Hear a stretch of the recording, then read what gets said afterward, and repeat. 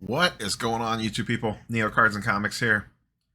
Today for mail/card show pickups and a little PC project. We don't got a ton of stuff today, so this should be a pretty quick video. But just to kind of recap some things I had since last we've spoken in regards to pickups, a couple mail day packages and a card collector 2 trade night. So I sold a couple things at the CC2 trade night, mostly Marvel cards. Just some like lower end, like PSA 8s. Some of the stuff that I got back in that most recent submission basically broke even on that stuff, which was fine. I didn't expect to make a killing on it. Made one deal there, one trade there with James, guy I've made tons of deals with in the past, talked to him all the time.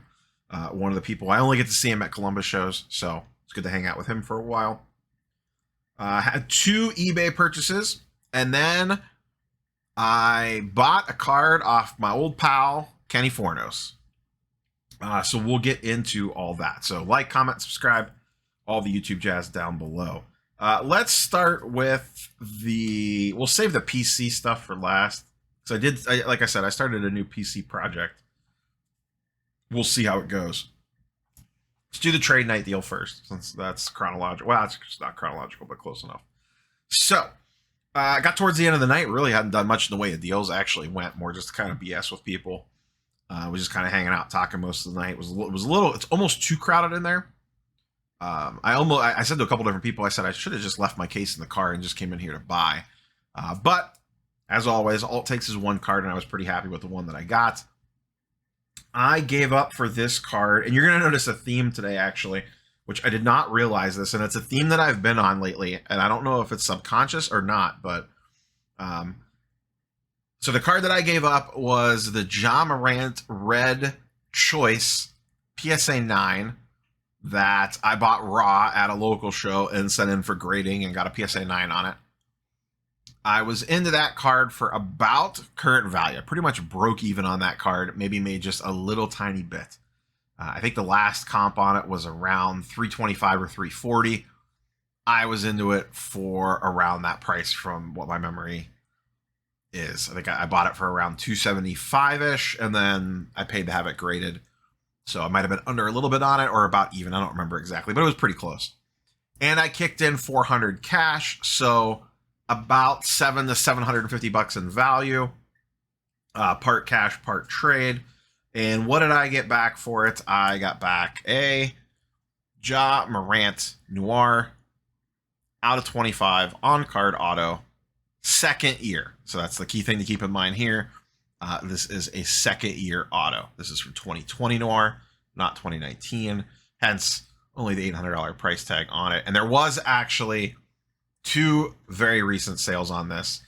They were both in the $780, $790 range. So, like I said, did part cash, partial trade on this. Really nice looking card. Nice, pretty decent auto for Ja. Looks pretty clean. Card itself looks pretty clean. I don't think I'll grade this or anything. I don't really like grading cards like this. I'm happy to just keep it in the mag. Why did I make this deal? One, I have a ton of Garlands. We were trying to do a deal around the Mosaic Garland that I have, and we just could not agree to value on that card.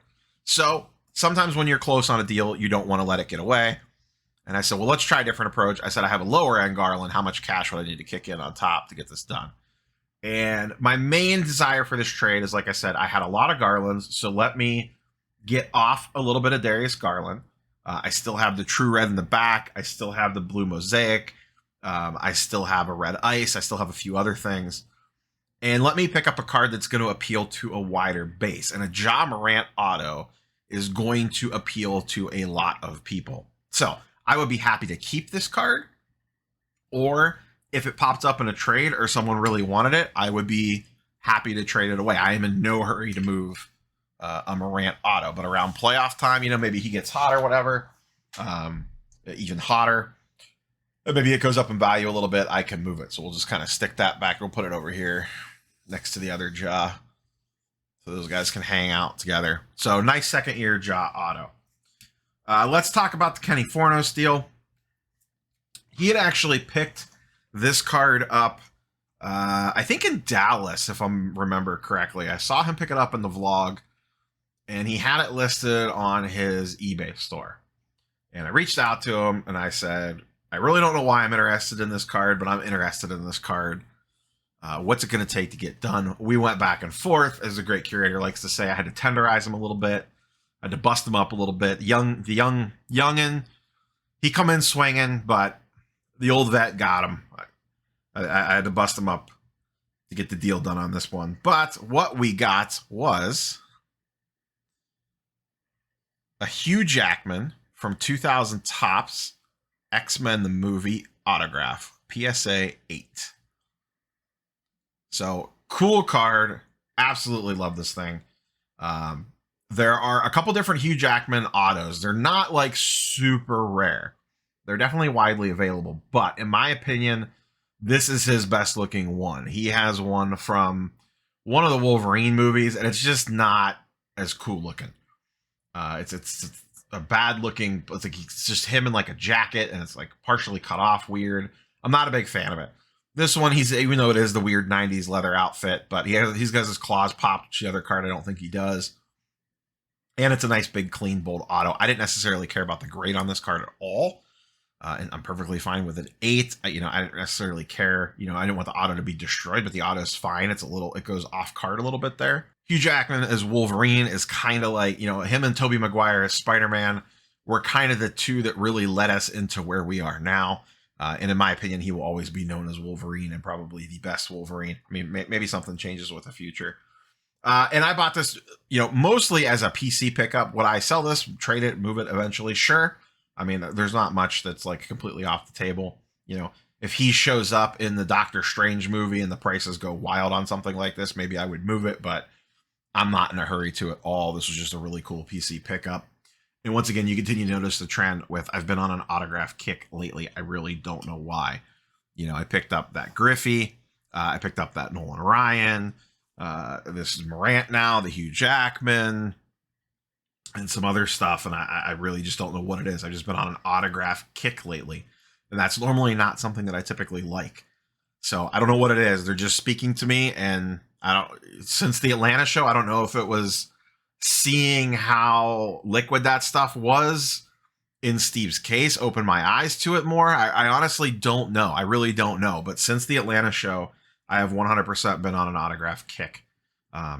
Good, bad, or indifferent. And a lot of it's been more for PC stuff. Like I bought the Griffey, not so much for flip potential, but just because I really enjoy the card. Same with Nolan Ryan. That John Morant's a little bit of both. And the Hugh Jackman's maybe a little bit of both, but I just really like that card. So those were those two moves. So once again, shout out Kenny. Thanks for letting the old man beat up the young kid. I had to show him the ropes a little bit on the negotiation tactics. The last thing is a little, and it's in the same lines as this, and it's all this stuff set me down this path. A little PC project that I'm starting. I talked to Dakota Sports Cards Anonymous about this one. And anyone that knows, obviously, anyone's watched the channel knows I am from Northeast Ohio. And one of my fondest memories as a kid, I was 14 years old, 15 years old, when the Indians came to the peak of their powers in the mid-90s. Lofton, Bell, Baerga, Tomey, Ramirez, Vasquel, all those guys. So I've gone down a path, and I only got 2 so far, but I'm going to keep going. And I don't know the full list of what I'm going to go for. I am going to piece together an autograph card from like my favorite player. I'm still not sure what I'm going to do yet. If it's going to be just the lineup, but I don't know from what year's team. I kind of want to do 95, but there's some weird guys in that 95 lineup. Or if I'll just go from like my favorite player from that era at each position, which would mostly be that lineup. But so what I've picked up so far is, and one of these just came today. That's this one. This is an Omar Vasquel on-card auto. I forget what this is out of. Topps Supreme, I think. So one of the best defensive shortstops really ever. Best one I've ever seen play in person. Just an absolute wizard. And then my favorite player from that era. I have 2 favorite players from that era, really. But this is one of them. The other one's Albert Bell. But Manny Ramirez. I absolutely loved Manny Ramirez as a kid. Manny Ramirez leaving and going to the Red Sox, along with Albert Bell leaving and going to the White Sox, was like my first pain as a teenager, a young teen boy losing his favorite player to another team. That one really stung. That was the first time I really learned like the business side of it. Because when I was growing up, the Indians were garbage. Like Corey Schneider, Julio Franco, Joe Carter were the main cogs in the Indians lineup. And then the mid '90s team came to Providence, and prior to that, the Cavs were really good when I was a little kid, like Price Doherty, but always got ran out of the gym by Jordan in the playoffs. So I was a little young for that team. And then by the time I hit this age, the Cavs were either boring or bad. This was like, they were really, really bad. And then they had that stretch with Fratello and Sean Kemp and all that, where they won, but they played like the worst, boringest style of offense you could ever imagine. And the Browns were gone, so I didn't have a football team, So the 95 Indians, the 94 Indians were the ones that got away from the strike shortened season. A lot of weird stuff happened in baseball that year that is forever gone. But the 95 Indians were really what like solidified my love for sports, especially baseball. That was some of the funnest times I've had as a kid, both going to games, watching them on TV, listening to them on the radio, a lot of memories with my dad.